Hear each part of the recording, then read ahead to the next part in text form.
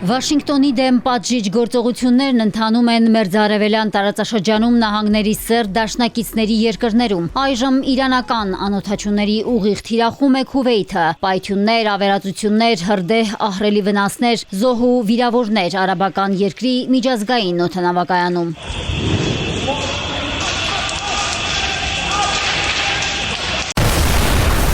Հարվածների հետևանքով առնվազն 1 մարդ զոհվել է, ավելի քան 60-ը տուժել։ Սա առաջին հուժկու գրոհն է ծոցում Միացյալ Նահանգներ Իրան ապրիլյան հրադադարի հաստատումից ի վեր։ Քուվեյթի իշխանությունն այն անվանել է հանցավոր իրանական ագրեսիա, ընդգծելով, որ կիրառվել են բալիստիկ հրթիռներ ու դրոններ, ինչի հետևանքով վնասվել են կարևոր ենթակառուցվածքներ ու դիվանագիտական առաքելությունների շենքեր։ Գրոհը խիստ քննադատել են ծոցի գրեթե բոլոր երկրները, նշելով, որ դա Քուվեյթի ինքնիշխանության կոպտագույն խախտում է։ Իրանում հայտարարել են հարվածը պատասխան էր իրանական նավթային տանկերի և Քերշմ կղզու ուղղությամբ հարձակումներին։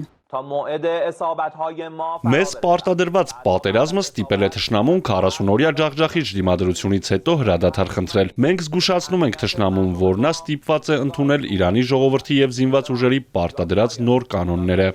Թրամփը մերձավոր արևելքում ամերիկացի զինծառայողների զոհվելու դեպքում չի բացառում Իրանի դեմ լայնամասշտաբ ռազմական գործողությունների վերսկսումը, գրում է Wall Street Journal-ը։ Թեպետ Միացյալ Նահանգների նախագահը իր պատճառներն ունի առճակատումը թեժացնելու, այնուամենայնիվ ցանկանում է ուժի կիրառմամբ հասնել Իրանի հետ համաձայնության։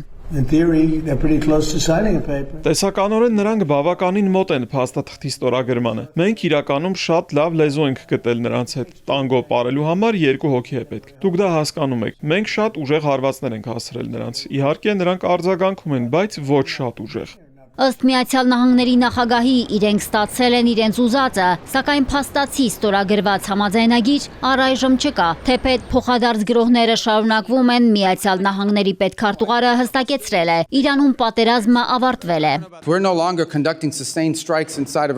Մենք այլևս նրանց բանակը ոչնչացնելու համար շարունակական ու անդադար հարվածներ չենք հասցնում Իրանին, քանի որ էպիկական ցասումն ավարտվել է։ Այստեղ հարցն այն է, թե ով է հաղթել։ Մենք ենք հաղթել ոչնչացնելով նրանց պաշտպանական համակարգը, զգալիորեն կրճատել ենք նրանց հրթիռների ու դրոնների խմբաքանակը։ Այս ամենին մենք հասել ենք։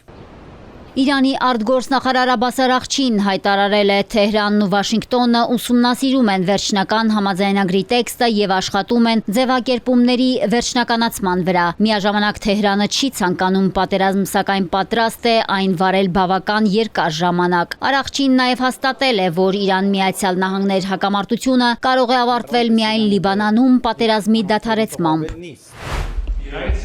Վաշինգտոնը բանակցություններ է սկսել նաև մյուս ճակատում։ Լիբանանի ու Իսրայելի ներկայացուցիչները Միացյալ Նահանգներում կայացած բանակցությունների արդյունքում պայմանավորվել են հրադադարի ռեժիմի շուրջ։ Համատեղ հայտարարությամբ ասվում է, որ Հեզբոլլահ շարժումը պետք է դադարեցնի Կրակն ու իր բոլոր գրոհայիններին դուրս բերի Լիտանի գետից դեպի հարավ գտնվող հատվածից։ Մենք փորձում ենք առանձնացնել այդ երկու հարցերը, դրանք միանգամայն տարբեր խնդիրներ են։ Մենք առաջին անգամ խոսել ենք Հեզբոլլահի հետ։ Մենք չգիտեինք, որ նրանք խոսել են, նրանք համաձայնության են եկել։ Նրանք չեն պատրաստվում կրակել, Իսրայելը նույնպես չի կրակի։ Կողմերը պայմանավորվել են Միացյալ Նահանգների միջնորդությամբ սկսել պիլոտային ռեժիմով գոտիների ստեղծումը, որոնք վերահսկելու են Լիբանանի զինված ուժերը։